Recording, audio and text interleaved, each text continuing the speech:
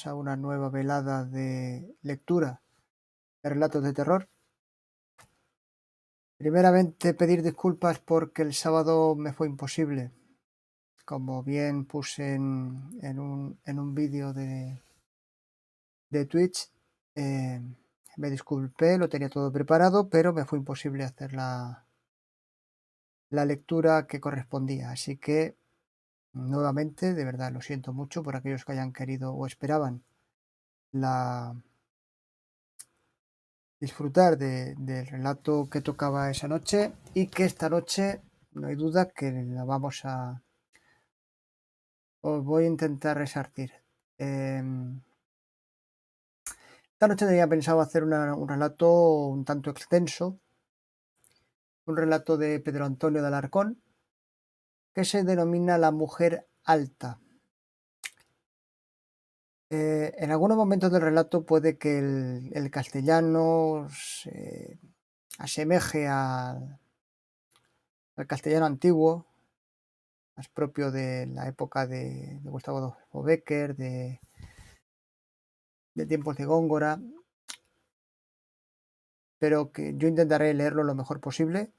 Ya digo, no soy, tal y como dije la otra vez, no soy un experto lector, o sea, no soy un experto, sí, experto lector, y nada, y espero que podamos disfrutar de una velada y que os guste. Antes de empezar, quiero hacer un inciso importante, y es que estas reuniones, ¿vale?, están patrocinadas por los libros del MEGI. No sé si se ve aquí. No se ve bien. Intento que se vea. Vamos a ver, no voy a parar hasta que no se vea. Ahí. ¿De acuerdo? Y como curiosidad os diré que hay una novela, o más bien es un compendio de relatos de terror, que se llama Las Crónicas Negras de Librilla. Bien, como curiosidad os diré, este libro, ya digo, tiene un formato por dentro bastante, a ver si se ve bien, ¿vale? Formato clásico, una letra que se ve muy bien, que es muy fácil de leer, y viene incluso ataviado con fotografías. Bueno, pues como curiosidad os diré que este libro en Librilla está arrasando, de hecho ahora mismo ya no quedan ejemplares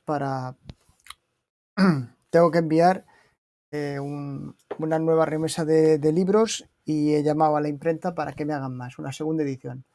Ya digo, en pocos días ha causado furor este libro, y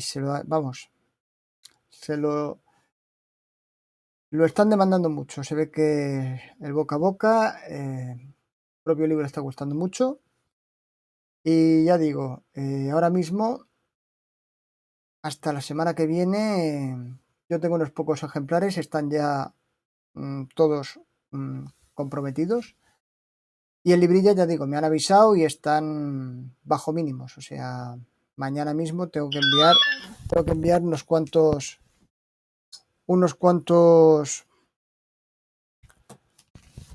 ejemplares más al pueblo. Lo digo por si alguno está interesado en coger y hacerse con alguno de los libros, pues se pone en contacto conmigo a través de la página web, a través del correo electrónico, loslibrosdelmeji.com. El correo electrónico sería loslibrodelsmeji@hotmail.com, y ahí pues puede solicitarme los ejemplares que quiera y decirme dónde quiere que se le envíe, y el método de pago pues, puede ser por Bizum, o puede ser incluso por PayPal. Eso ya se vería, ya se concretaría en el correo electrónico y en el método de contacto, incluso hasta por WhatsApp, si alguno consigue el teléfono y es conocido. Bien, como digo, sin más dilaciones voy a comenzar a leer el relato que tocaba hoy, La mujer alta, de Pedro Antonio de Alarcón. Espero que os guste Yo he de reconocer que no lo he leído, así que te será una sorpresa tanto para vosotros como para mí. Comenzamos. ¿Qué sabemos, amigos míos? ¿Qué sabemos? Exclamó Gabriel, distinguido ingeniero de montes, sentándose debajo de un pino y cerca de una fuente, en la cumbre del Guadarrama, a legua y media del Escorial, en el límite divisorio de las provincias de Madrid y Segovia. Sitio y fuente y pino que yo conozco y me parece estar viendo, pero cuyo nombre se me ha olvidado. Sentémonos como es de rigor y está escrito en nuestro programa, continuó Gabriel, a descansar y hacer por la vida en este ameno clásico paraje, famoso por la virtud digestiva del agua de este manantial y por los muchos borregos que aquí se han comido nuestros ilustres maestros don Miguel Bosch, don Máximo Laguna, don Agustín Pascual y otros grandes naturistas. Os contaré una rara y peregrina historia en comprobación de mi tesis. Reducida a manifestar, aunque me llaméis oscurantista, en el globo terráqueo ocurren todavía cosas sobrenaturales. Esto es, cosas que no caben en la cuadrícula de la razón, de la ciencia ni de la filosofía, tal y como hoy se entienden o como no se entienden. Semejantes palabras, palabras y palabras, que diría Hamlet. Enderezaba Gabriel este pintoresco discurso a 5 sujetos de diferente edad, pero ninguno joven, y solo uno entrado ya en años. También ingenieros de montes, 3 de ellos, pintor el cuarto, y un poco literato el quinto, todos los cuales habían subido con el orador, que era el más pollo, en sendas burras de alquiler, desde el real sitio de San Lorenzo, al pasar aquel día herborizando en los hermosos pinares de Peguerinos, cazando mariposas por medio de mangas de tul, cogiendo coleópteros raros bajo la corteza de los pinos enfermos y comiéndose una carga de víveres fiambres pagados a escote. Sucedía esto en 1875, y era en el rigor del estío, no recuerdo el día de Santiago o el de San Luis. Inclinóme a creer que era el de San Luis. Como quiera que fuese, gozábase en aquellas alturas de un fresco delicioso y el corazón, el estómago y la inteligencia funcionaban allí mejor que en el mundo social y la vida ordinaria. Sentado que se hubieron los 6 amigos, Gabriel continuó hablando de esta manera. Creo que me tacharéis de visionario. Por fortuna o por desgracia mía soy, digámoslo así, un hombre que a la moderna nada supersticioso y tan positivista como el que más. Bien, que incluya entre los datos positivos de la naturaleza todas las misteriosas facultades y emociones de mi alma en materias de sentimiento. Pues bien, a propósito de fenómenos sobrenaturales o extranaturales, oíd lo que yo he oído y ved lo que yo he visto, aun sin ser el verdadero héroe de la singularísima historia que voy a contar, y decidme enseguida qué explicación terrestre, física, natural o como queramos llamarla, pueden darse a tan maravilloso acontecimiento. El caso fue como sigue. A ver, echad una gota que ya se habrá resecado el pellejo dentro de esta bullidora y cristiana fuente, colocada por Dios en esta pinífera cumbre para enfriar el vino de los botánicos. Pues señor, no sé si habréis oído hablar de un ingeniero de caminos llamado Telesforo, que murió en 1860. Yo no, yo sí, yo también. Un muchacho andaluz con bigote negro que estuvo para casarse con la hija del marqués de Moreda y que murió de ictericia.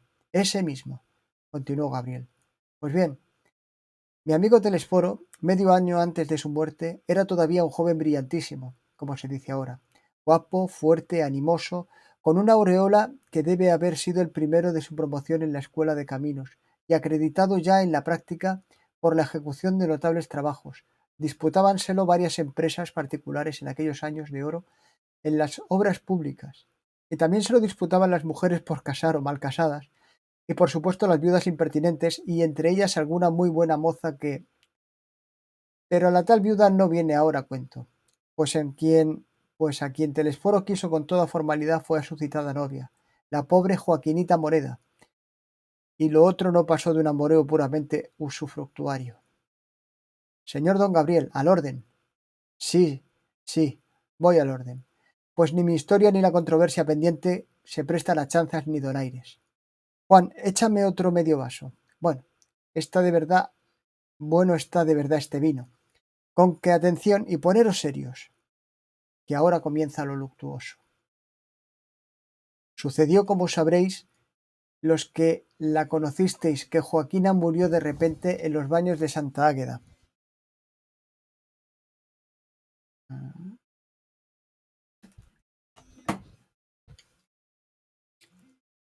A ver, que me he perdido. Están llamando y me he perdido.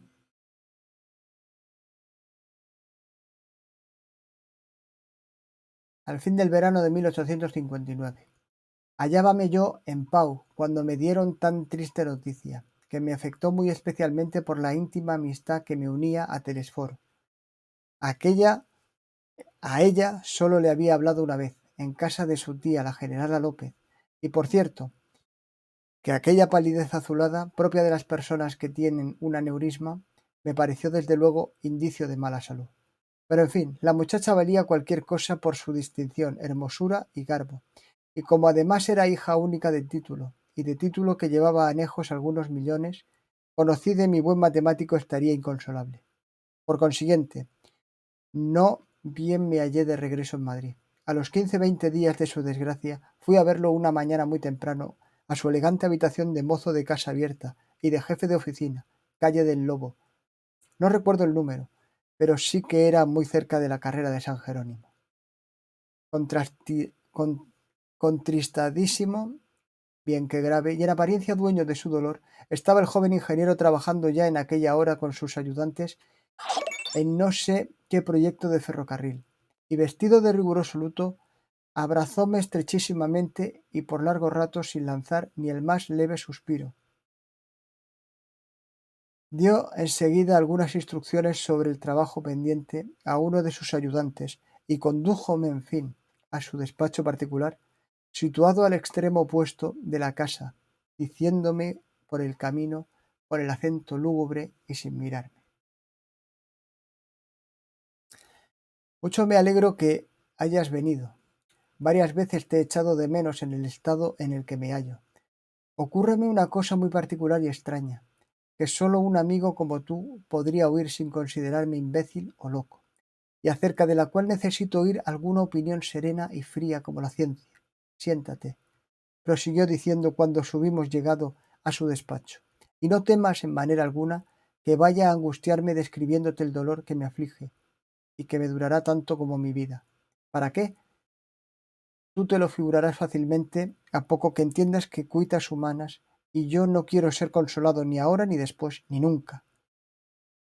De lo que te voy a hablar con detención te requiere en el caso, o sea, tomando el asunto desde su origen, es de una circunstancia horrenda y misteriosa que ha servido como de agüero infernal a esta desventura, y que tiene conturbado mi espíritu hasta un extremo que te dará espanto. Habla, respondí yo, comenzando a sentir, en efecto, no sé qué arrepentimiento de haber entrado en aquella casa, al ver la expresión de cobardía que se me pintó en el rostro de mi amigo. Oye, repuso él, enjugándose el sudoroso frente. No sé si por fatalidad innata de mi imaginación o por vicio adquirido al oír alguno de aquellos cuentos de vieja que con tan imprudentemente se asusta a los niños en la cuna, el caso es que desde mis tiernos años no hubo cosa que me causase tanto horror y susto. Ya me la figurara mentalmente, ya me la encontrase en realidad, como una mujer sola, en la calle, a altas horas de la noche. Te consta que nunca he sido cobarde. Me batí en duelo como cualquier hombre decente, cierta vez que fue necesario, y recién salido de la escuela de ingenieros, cerré a palos y a tiros en despeñaperros con mis sublevados peones, hasta que los reduje a la obediencia.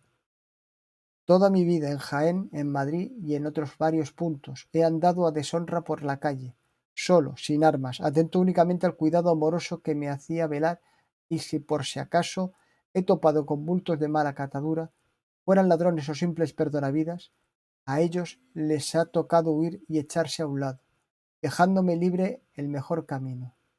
Pero si el bulto era una mujer sola, parada o andando, y yo iba también solo, y no se veía más alma viviente por ningún lado. Entonces, ríete si se te antoja, pero créeme, poníaseme la carne de gallina. Vagos temores asaltaban mi espíritu. Pensaba en almas de otro mundo, en seres fantásticos, en todas las invenciones supersticiosas que me hacían reír en cualquier otra circunstancia, y apretaba el paso o me volvía atrás, sin que ya se me quitara el susto ni pudiera distraerme ni un momento hasta que me veía dentro de mi casa. Una vez en ella, echábame también a reír y avergonzándome de mi locura, sirviéndome de alivio el pensar que no la conocía a nadie. Allí me daba cuenta fríamente de que, pues yo no creía en duendes, ni en brujas, ni en aparecidos. Nada había debido temer de aquella flaca hembra a quien la miseria, el vicio o algún accidente desgraciado tendrían a tal hora fuera de su hogar, y a quien mejor me hubiera estado ofrecer auxilio por si lo necesitaba, o dar limosna si me la pedía.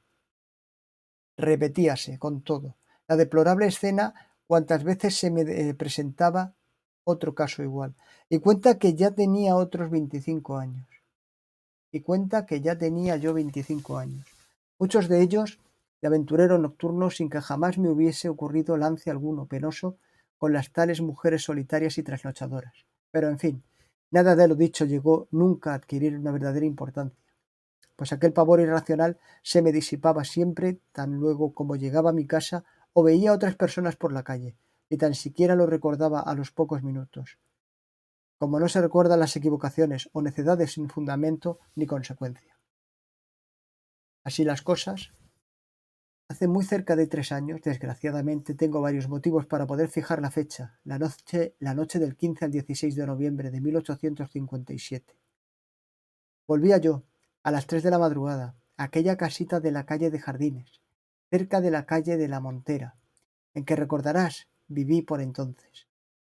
Acababa de salir a la hora tan avanzada y con un tiempo feroz de viento y frío, no de ningún nido amoroso, sino te lo diré aunque te sorprenda, de una especie de casa de juego, no conocida no conocida bajo este nombre por la policía, pero donde ya se habían arruinado muchas gentes, y a la cual me habían llevado a mí aquella noche por primera y última vez. Sabes que nunca he sido jugador. Entré allí engañado por un mal amigo en la creencia de que todo iba a reducirse a trabar conocimiento con ciertas damas elegantes de virtud inequívoca de mi monde puro. So pretexto de jugar algunos maravedíes al enano en mesa redonda, con faldas de bayeta, y en el caso fue que a eso de las 12 comenzaron a llegar nuevos tertulios que iban del teatro real o de salones verdaderamente aristocráticos, y mudóse de juego. Salieron a relucir monedas de oro, después billetes y luego bonos escritos con lápiz, y yo me enfrasqué poco a poco en la selva oscura del vicio, llena de fiebres y tentaciones, y perdí todo lo que llevaba y todo lo que poseía, y aunque quedé debiendo un dineral con el que pagaré correspondientemente. Es decir, que me arruiné por completo, y que sin la herencia y los grandes negocios que tuve enseguida, mi situación hubiera sido muy angustiosa y apurada. Volvía yo, digo, a mi casa aquella noche, a la deshonra, tan a deshora, yerto de frío, hambriento, con la vergüenza y el disgusto que puedes suponer, pensando más en mí mismo que en mi anciano y enfermo padre, a quien tendría que escribir pidiéndole dinero, lo cual no podría menos que causarle tanto dolor como asombro, pues me consideraba en muy buena y desahogada posición. Cuando, a poco de penetrar en mi calle por el extremo que da la de Peligros, y al pasar por delante de una casa recién construida en la acera que yo llevaba, advertí que en el hueco de su cerrada puerta estaba de pie, inmóvil y rígida, como si fuese de palo, una mujer muy alta y fuerte, como de 60 años de edad, cuyos malignos y audaces ojos sin pestañas se clavaron en los míos como dos puñales, mientras que su desdentada boca me hizo una mueca horrible por vía de sonrisa. El propio terror o delirante miedo que se apoderó de mí instantáneamente dióme no sé qué percepción maravillosa para distinguir de golpe, o sea, en 2 segundos que tardaría en pasar rozando por aquella repugnante visión los pormenores más ligeros de su figura y de su traje. Voy a ver si coordino mis impresiones de modo y forma que las recibí. Y tal y como se me grabaron para siempre en mi cerebro a la mortecina luz del farol que alumbró como infernal relámpago tan fatídica escena. Pero me excitó demasiado, aunque no sin motivo, como verás más adelante. Descuida, sin embargo, por el estado de mi razón, todavía no estoy loco. Lo primero que me chocó de aquella, que denominaré mujer, fue su elevadísima talla y la anchura de sus descarnados hombros. Luego, la redondez y fijeza de sus marchitos ojos, de búho, la enormidad de su saliente nariz y la gran mella central de su dentadura que convertía su boca en una especie de oscuro agujero, y por último, su traje de mozuela de avapiés, el pañolito nuevo de algodón que llevaba a la cabeza, atado debajo de la barba, y un diminuto abanico abierto que tenía en la mano, y con el cual se cubría afectando pudor en el centro del talle. Nada más ridículo y tremendo, nada más irrisorio y sarcástico que aquel abanico en unas manos tan enormes, sirviendo como de cetro de debilidad a giganta tan fea, vieja y huesuda. Igual efecto producía el pañolejo de vistoso percal que adornaba su cara, comparado con aquella nariz de tajamar aguileña masculina, que me hizo creer un momento, no sin regocijo, si se trataría de un hombre disfrazado. Pero su cínica mirada y asquerosa sonrisa eran de vieja, de bruja, de hechicera, de parca, no sé de qué, de algo que justificaba plenamente la aversión y el susto que me habían causado toda mi vida las mujeres que andaban solas, de noche, por la calle. Dijérase que desde la cuna había presentido yo aquel encuentro. Dijérase que lo temía por instinto, como cada ser animado teme y adivina y ventea y reconoce a su antagonista natural antes de haber recibido de él ninguna ofensa, antes de haberlo visto, solo con sentir sus pisadas. No eché a correr en cuanto vi a la esfinge de mi vida, menos por vergüenza o por varonil decoro, que por temor a que mi propio miedo le revelase quién era yo y le diese alas para seguirme, para cometerme, para, no sé. Los peligros que sueña el pánico no tienen forma ni nombre traducibles. Mi casa estaba al extremo opuesto de la prolongada y angosta calle en que me hallaba yo solo, enteramente solo, con aquella misteriosa estanguida a quien creía capaz de aniquilarme con una palabra. ¿Qué hacer para llegar hasta allí? Ah, con qué ansia veía a lo lejos la hachura y la alumbrada calle de la Montera, donde a todas horas hay agentes de la autoridad. Decidí pues sacar fuerzas de flaqueza, disimular y ocultar aquel pavor miserable, no acelerar el paso, pero ganar siempre terreno, aun a costa de años de vida y de salud, y de esa manera, poco a poco, irme acercando a mi casa, procurando muy especialmente no caerme antes redondo el suelo. Así caminaba. Así habría andado ya lo menos 20 pasos desde que dejé atrás la puerta en la que estaba escondida la mujer del abanico, cuando de pronto me ocurrió una idea horrible, espantosa y sin embargo muy racional. La idea de volver la cabeza a ver si me seguía mi enemiga. Una de dos, pensé con la rapidez del rayo. O mi terror tiene fundamento o es una locura. Si tiene fundamento, esa mujer habrá echado detrás de mí, estará alcanzándome y no hay salvación para mí en el mundo. Si es una locura, una aprensión, un pánico como cualquier otro, me convenceré de ello, en el presente caso y para todos los que se me ocurran. Al ver que esa pobre anciana se ha quedado en el hueco de aquella puerta preservándose del frío o esperando a que la abran, con lo cual yo podré seguir marchando hacia mi casa muy tranquilamente y me habré curado de una manía que tanto me abochorna. Formulado este razonamiento, hice un esfuerzo extraordinario y volví la cabeza. ¡Ah! ¡Gabriel! ¡Gabriel! ¡Qué desventura! La mujer alta me había seguido con sordos pasos, estaba encima de mí, casi me tocaba con el abanico, casi asomaba su cabeza sobre mi hombro. ¿Por qué? ¿Para qué, Gabriel mío? ¿Era una ladrona? ¿Era efectivamente un hombre disfrazado? ¿Era una vieja irónica que había comprendido que le tenía miedo? ¿Era el espectro de mi propia cobardía? ¿Era un fantasma burlón de las decepciones y deficiencias humanas? Interminable sería decirte todas las cosas que pensé en un momento. El caso fue que di un grito y salí corriendo como un niño de 4 años que juzga a ver al coco, y no dejé de correr hasta que desemboqué en la calle de la Montera. Una vez allí, se me quitó el miedo como por espasmo, como por ensalmo, y eso que la calle de la Montera estaba también sola. Volví, pues, la cabeza hacia la de Jardines, que enfilaba en toda su longitud, y que estaba suficientemente alumbrada por sus 3 faroles y por un reverbero de la calle de Peligros, para que no se me pudiese oscurecer la mujer alta por si acaso había retrocedido en aquella dirección.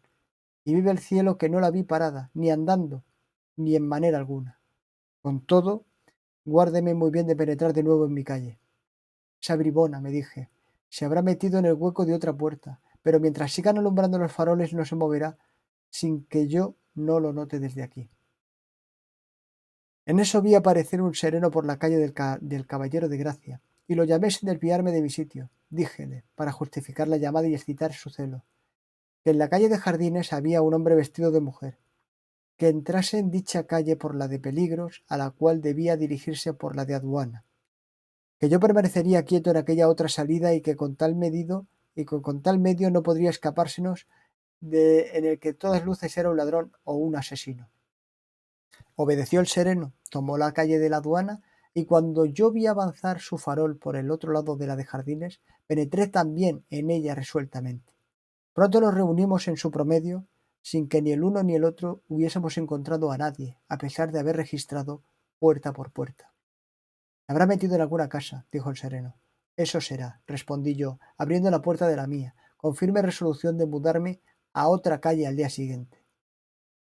Pocos momentos después, hallábame dentro de mi cuarto tercero, cuyo picaporte llevaba también siempre conmigo, a fin de no molestar a mi buen criado José. Sin embargo, este me aguardaba aquella noche. Mis desgracias del 15 al 16 de noviembre no habían concluido. «¿Qué ocurre?», le pregunté con extrañeza. «Aquí ha estado», me respondió visiblemente conmovido, «esperando a usted desde las 11 hasta las 2:30 el señor comandante Falcón, y me ha dicho que, si venía usted a dormir a casa, no se desnudase, pues él volvería al amanecer». Semejantes palabras me dejaron frío de dolor y espanto. Cual si me hubieran notificado mi propia muerte, sabedor yo de que mi amadísimo padre, residente en Jaén, padecía aquel invierno frecuentes y peligrosísimos ataques de su crónica enfermedad. Había escrito a mis hermanos que en el caso de su repentino desenlace funesto, telegrafiasen al comandante Falcón, el cual me daría la noticia de la manera más conveniente. No me cabía, pues, duda de que mi padre había fallecido. Sentéme en una butaca a esperar el día y a mi amigo, y con ellos la noticia oficial de tan grande infortunio, y Dios solo sabe cuánto padecí en aquellas 2 horas de cruel expectativa durante las cuales, y es lo que tiene relación con la presente historia, no podía separar mi mente 3 ideas distintas, y al parecer heterogéneas, que se empeñaban en formar monstruoso y tremendo grupo, mi pérdida al juego, el encuentro con la mujer y la muerte de mi honrado padre. A las 6 en punto penetró en mi despacho el comandante Falcón y me miró en silencio. Arrójame Arrojéme en sus brazos llorando desconsoladamente, y él exclamó acariciándome: «Llora, sí, hombre, llora. Y ojalá ese dolor pudiera sentirse muchas veces». Mi amigo Telesforo, continuó Gabriel, después que hubo apurado otro vaso de vino, descansó también un momento al llegar a ese punto y luego prosiguió en los términos siguientes: «Si mi historia terminara aquí, acaso no encontrarías nada extraordinario ni sobrenatural en ella, y podrías decirme lo mismo que por entonces me dijeron 2 hombres de mucho juicio a quienes se las conté, que cada persona de viva y ardiente imaginación tiene su terror y pánico, que el mío eran las trasnochadoras solitarias, y la de la vieja de la calle de Jardines no pasaría a ser una pobre sin casa ni hogar, que iba a pedirme limosna cuando yo lancé el grito y salí corriendo, o bien una repugnante Celestina de aquel barrio, no muy católico en materia de amores. También quise creerlo yo, también lo llegué a creer al cabo de algunos meses, no obstante, lo cual hubiera dado entonces años de vida por la seguridad de no volver a encontrarme a la mujer. En cambio, hoy daría toda mi sangre por encontrármela de nuevo. ¿Para qué? Para matarla en el acto. No te comprendo. Me recordarás si te digo que volví a tropezar con ella hace 3 semanas, pocas horas antes de recibir la nueva fatal de la muerte de mi pobre Joaquina. Cuéntame, cuéntame. Poco más tengo que decirte. Era las 5 de la madrugada. Volvía yo para pasar la última noche.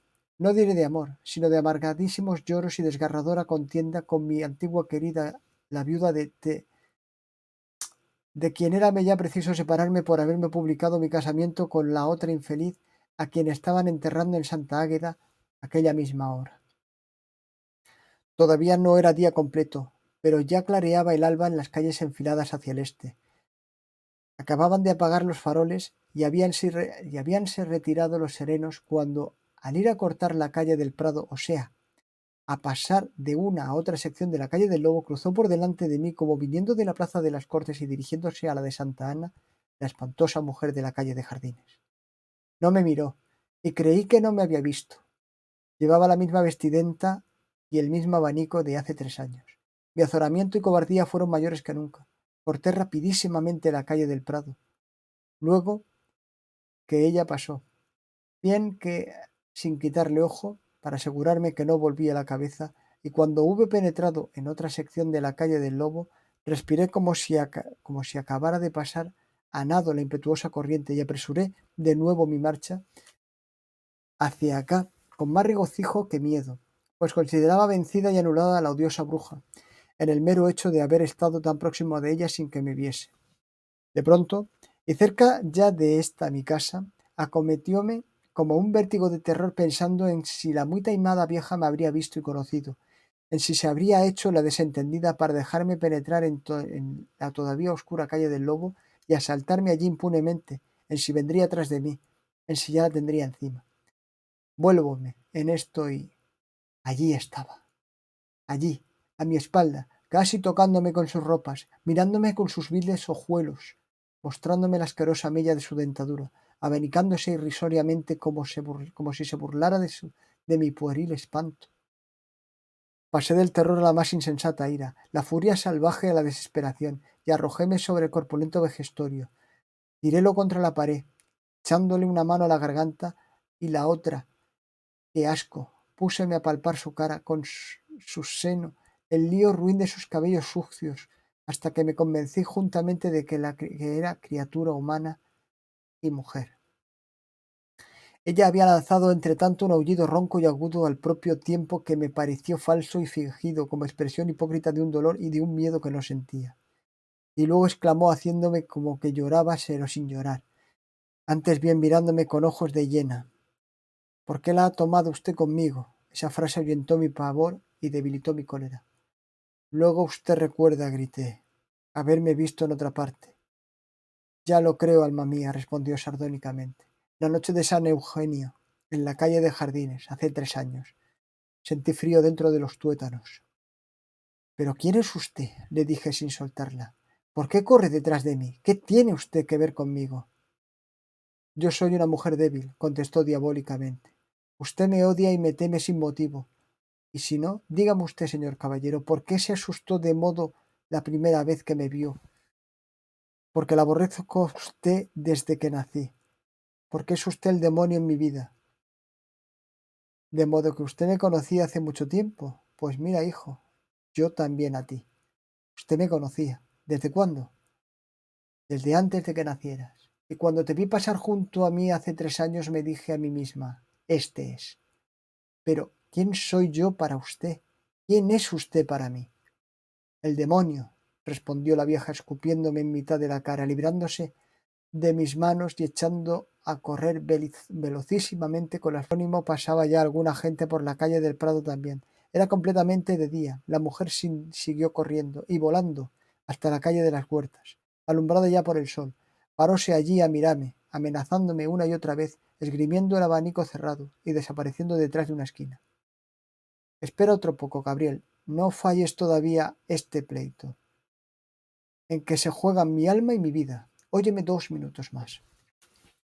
Cuando entré en mi casa, me encontré con el coronel Falcón, que acababa de llegar para decirme que mi Joaquina, mi novia, toda mi esperanza de dicha y ventura sobre la tierra, había muerto el día anterior en Santa Águeda.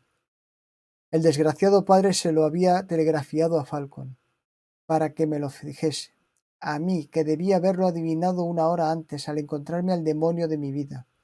¿Comprendes ahora que necesito matar a la enemiga innata de mi felicidad? A esa inmunda vieja que es como el sarcasmo viviente de mi destino. ¿Pero qué digo matar? Es mujer, es criatura humana. ¿Por qué la he presentido desde que nací? ¿Por qué me respondió al verme? ¿Por qué no se me presenta sino cuando me ha sucedido alguna gran desdicha? ¿Es Satanás?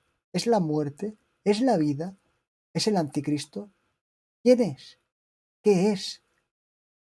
Os hago gracia de mis queridos amigos, continuó Gabriel, de las reflexiones y argumentos que os emplearía yo para ver de tranquilizar a Telesforo, pues son los mismísimos que estáis vosotros preparando ahora para demostrarme que en mi historia no pasa nada sobrenatural o sobrehumano.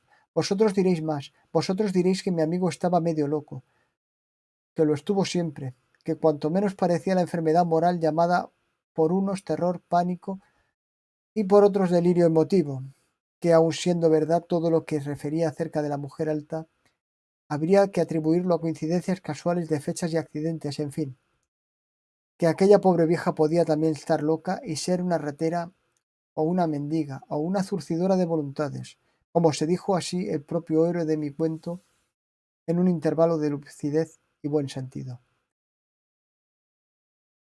Admirable suposición, exclamaron los camaradas de Gabriel de variedad de formas. Eso mismo íbamos a contestarte nosotros. Pues escuchad todavía unos momentos y veréis que yo me equivoqué entonces, como vosotros os equivocáis ahora. El que desgraciadamente no se equivocó nunca fue Telesforo. Ah, es mucho más fácil pronunciar la palabra locura que hallar explicación a ciertas cosas que pasan en la Tierra.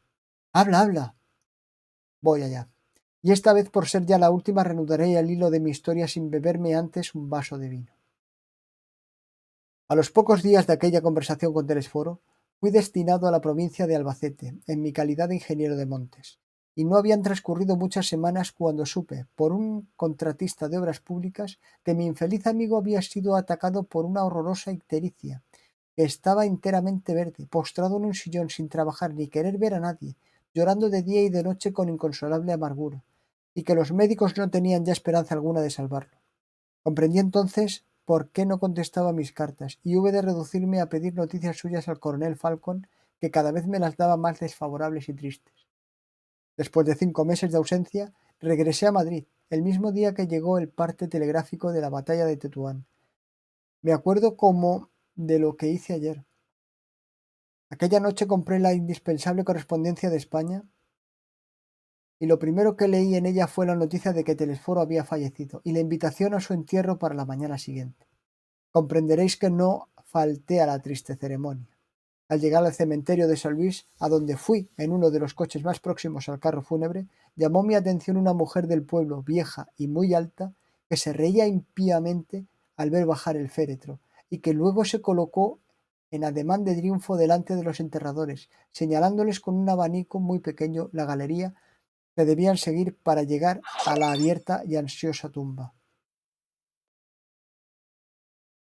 A la primera ojeada reconocí con asombro y pavura que era la implacable enemiga de Telesforo, tal y como él me la había retratado, con su enorme nariz y sus infernales ojos, y con su asquerosa mella, con su pañuelo de percal, y con aquel diminuto abanico que parecía que sus manos el cetro de un impudor y de la mofa. Instantáneamente reparó en que yo la miraba, y fijó en mí la vista de un modo particular, como reconociéndome, como dándose cuenta de que yo la reconocía, como enterada de que el difunto me había contado las escenas de la calle de Jardines y la del Lobo, como desafiándome, como declarándome heredero del odio que había profesado a mi infortunado amigo. Confieso que entonces mi miedo fue superior a la maravilla que me causaban aquellas nuevas coincidencias o casualidades. Veía patente que alguna relación sobrenatural anterior a la vida terrena había existido entre la misteriosa vieja y Telesforo, pero en tal momento solo me preocupaba mi propia vida, mi propia alma, mi propia aventura, que correría en peligro si llegaba a heredar semejante infortunio. La mujer se echó a reír y me señaló ignominiosamente con el abanico, cual si hubiese leído mi pensamiento y denunciase al público mi cobardía. Yo tuve que apoyarme en el brazo de un amigo para no caer al suelo y entonces ella hizo un ademán compasivo o desdeñoso. Giró sobre los talones y penetró en el campo santo con la cabeza vuelta hacia mí, abanicándose y saludándome a un propio tiempo, y contoneándose entre los muertos con que no sé qué infernal coquetería, hasta que por último desapareció para siempre en aquel laberinto de patios y columnatas llenos de tumbas. Y digo para siempre porque han pasado 15 años y no he vuelto a verla. Si era criatura humana, ya debe haber muerto. Si no lo era, tengo la seguridad de que me ha desdeñado. Aunque vamos a cuentas, decidme vuestra opinión acerca de tan curiosos hechos. ¿Los consideráis todavía naturales? Ocioso fuera el que yo, el autor del cuento o historia que acabéis de leer, estampase aquí las contestaciones que dieron a Gabriel sus compañeros y amigos, puesto que al fin y a la postre, cada lector habrá que juzgar el caso según sus propias sensaciones y creencias. Prefiero, por consiguiente, hacer punto final en este párrafo, no sin dirigir el más cariñoso y expresivo saludo a 5 de los 6 expedicionarios que pasaron junto aquel inolvidable día en las frondosas cumbres del Guadarrama. Valdemoro, 25 de agosto de 1881. Con esto ha acabado. Con esto ha terminado el relato de hoy.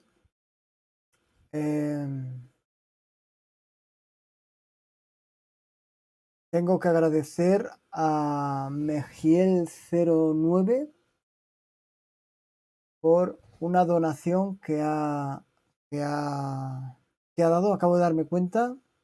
Me ha puesto disfrútalo, de verdad. Muchísimas gracias desde aquí a Mejiel09.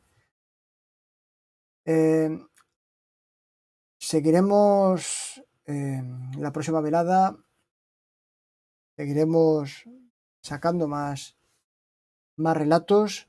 Lo que siempre digo, si alguno quiere o está interesado en que se lea algún relato especial de su población, de su comarca, alguna leyenda que haya escuchado, que me la haga llegar. Y aquí en la velada de relatos, de lectura de relatos de terror, pues la leeré para que todos los espectadores podáis disfrutarla y por lo menos conocerla. Pues hasta aquí vamos a llegar esta noche. El relato ha sido largo, ha sido inquietante. La verdad es que ha sido inquietante encontrarse con un ser así sin saber si lo vamos a volver, si alguien lo puede volver a ver o si está al acecho, si está. La verdad es que es es un relato bastante, si se mira con atención, es bastante, ya digo, da cierto repelús no saber si alguien te está siguiendo, si alguien te está vigilando, si aparece en ciertos momentos determinantes de tu vida, como le pasó a Telesforo. Esta mujer apareció en 3 momentos, en la muerte de su padre, en la muerte de su mujer o su novia y en su propia muerte. La verdad es que yo no quisiera encontrarme a nadie de esa naturaleza. Pero bueno, el próximo sábado haremos una nueva velada de lectura de relatos de terror. Volveremos con una nueva historia y si vemos que es corta, pues incluso podemos hacer 2. Nada, sin más que añadir, espero que paséis una buena noche de difuntos y nos vemos en la próxima velada. Buenas noches.